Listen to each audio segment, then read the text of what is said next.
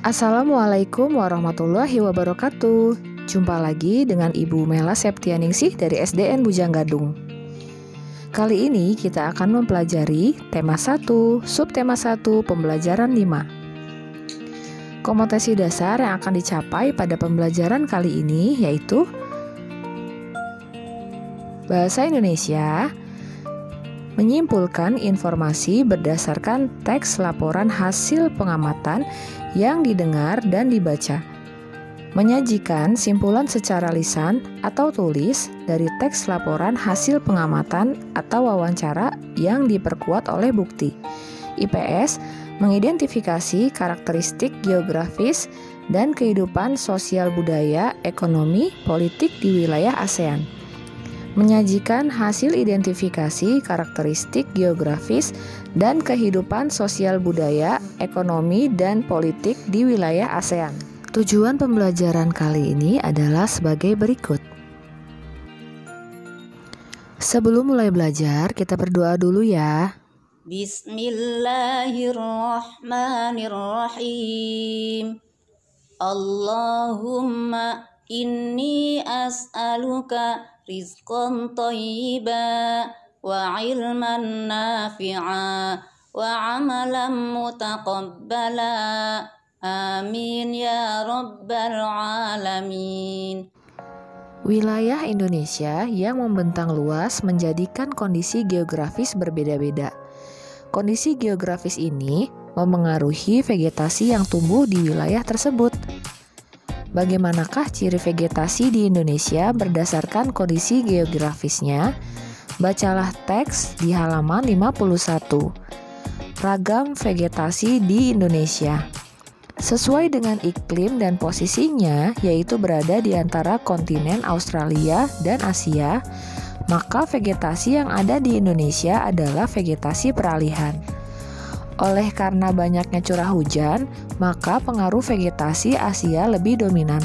Sedangkan dari Australia jumlahnya relatif sedikit dan hanya terbatas di daerah kering, seperti Nusa Tenggara Barat dan Nusa Tenggara Timur.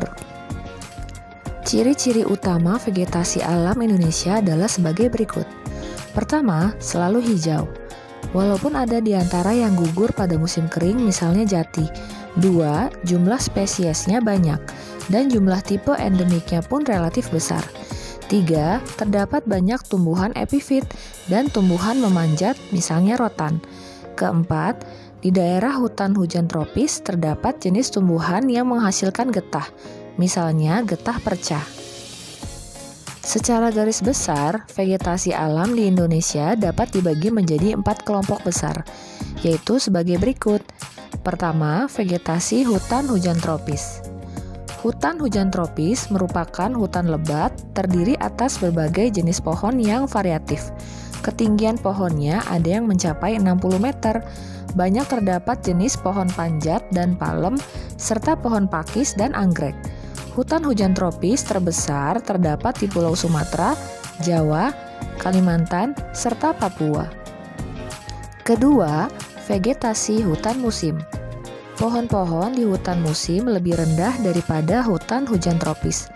Daun-daunnya banyak yang gugur di musim kemarau, misalnya saja pohon jati, dan jenisnya pun homogen. Hutan musim terdapat di daerah seperti Jawa Tengah dan Jawa Timur. Ketiga, vegetasi hutan bakau. Pohon-pohon di hutan bakau lebih rendah daripada hutan hujan tropis dan mempunyai akar tunjang. Contoh pulau yang memiliki hutan bakau yang luas adalah Pulau Kalimantan dan Sumatera. Keempat, vegetasi daerah sabana dan stepa. Sabana merupakan padang rumput yang diselingi oleh pohon-pohon. Terdapat di Pulau Madura dan sebagian kepulauan Nusa Tenggara. Sementara itu, stepa merupakan daerah yang seluruhnya padang rumput, misalnya di Pulau Sumba, Flores, Sumbawa, dan Timor. Anak-anakku sekalian, setelah membaca teks ragam vegetasi di Indonesia, sekarang untuk mengukur pemahamanmu terhadap isi bacaan, jawablah pertanyaan di halaman 52 pada buku penunjang 6A Selamatkan Makhluk Hidup penerbit Quadra. Berdasarkan letak geografisnya, negara-negara ASEAN terletak di antara dua samudra, yaitu Hindia dan Pasifik, dan di antara dua benua, yaitu Asia dan Australia. Oleh karena itu, banyak sekali persamaan antara negara satu dengan negara lainnya. Simaklah ulasan tentang kondisi geografis negara-negara ASEAN berikut. Pertama, Indonesia. Negara kepulauan terbesar di dunia dan dilintasi oleh Khatulistiwa. Indonesia memiliki relief yang beraneka ragam bentuknya dan dilalui oleh dua sirkum, yaitu sirkum Pasifik dan Mediterania yang menyebabkan Indonesia memiliki banyak gunung api. Selain itu, Indonesia diapit oleh beberapa lempeng besar yang menyebabkan wilayahnya rawan gempa. Kedua, Malaysia. Malaysia terdiri atas dua kawasan utama, yaitu Malaysia Barat yang diliputi bentukan pegunungan dan Malaysia Timur yang umumnya sempit dan berawa-rawa, serta sungai-sungai yang pendek dan berkelok-kelok. Ketiga, Singapura. Luasnya hampir sama dengan kota Jakarta, yaitu 664 km persegi. Keadaan alam negara Singapura pada umumnya relatif datar, akan tetapi di beberapa tempat dijumpai perbukitan. Keempat, Brunei Darussalam. Brunei Darussalam terdiri atas dua wilayah yang terpisah, yaitu wilayah barat dan timur. Wilayah Brunei dikelilingi oleh wilayah Malaysia. Wilayah barat merupakan dataran rendah yang berawa-rawa. Pantai bagian utara Brunei merupakan daerah dataran yang relatif luas, dan di wilayah ini terdapat Teluk Brunei. Kelima, Vietnam. Vietnam terdiri dari 5 wilayah, yaitu daerah pegunungan utara, delta Sungai Merah, barisan pegunungan Annam yang berhubungan dengan Vietnam Utara dan Vietnam Selatan, garis pesisir pantai yang sempit antara barisan pegunungan Annamite dan Laut Cina Selatan, serta delta Sungai Mekong di sebelah selatan Vietnam. Keenam, Kamboja. Bentuk wilayah Kamboja menyerupai piring. Di bagian tengahnya terdapat dataran besar Tonle Sap, sedangkan bagian tepi dibentuk oleh deretan pegunungan. Negara ini dilalui oleh daerah aliran sungai Mekong. Sampai sekarang, sungai Mekong merupakan sungai yang terpenting di Kamboja. Kedelapan, Myanmar. Negara Myanmar terbentuk dari dua lipatan pegunungan di sebelah barat dan sebuah patahan blok di sebelah timur. Keduanya berjajar dari utara ke selatan.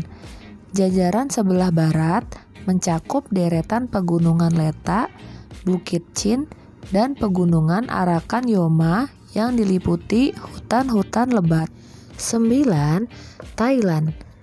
Thailand memiliki topografi berupa permukaan tanah yang dilewati aliran sungai di bagian tengah, dataran tinggi di timur laut, hutan dan pegunungan serta bukit-bukit di sebelah utara, dan wilayah selatan kebanyakan berupa bukit-bukit. Daerah yang menjadi pusat kegiatan berupa dataran rendah, yaitu di daerah aliran sungai Chao Phraya. 10. Filipina. Filipina merupakan negara kepulauan. Luzon dan Mindanao termasuk pulau besar. Filipina banyak memiliki gunung berapi yang masih aktif. Filipina dilalui oleh deretan pegunungan Sirkum Pasifik. Anak-anakku sekalian, setelah membaca teks tersebut, temukan persamaan utama pada kondisi geografis negara-negara ASEAN tersebut. Tuliskan dalam bentuk kesimpulan pada kolom di halaman 54. Setelah selesai belajar, sekarang kita membaca doa akhir pertemuan dulu ya. Bismillahirrahmanirrahim. Subhana rabbika rabbil izzati amma yasifun. Wa salamun alal mursalin. walhamdulillahi rabbil alamin. Demikianlah pembelajaran kita pada hari ini. Tetap semangat belajar meskipun kita belajar dari rumah. Untuk yang belum like, komen, dan subscribe channel YouTube Ibu ini, jangan lupa ya untuk like, komen, dan subscribe. Terima kasih. Wassalamualaikum warahmatullahi wabarakatuh.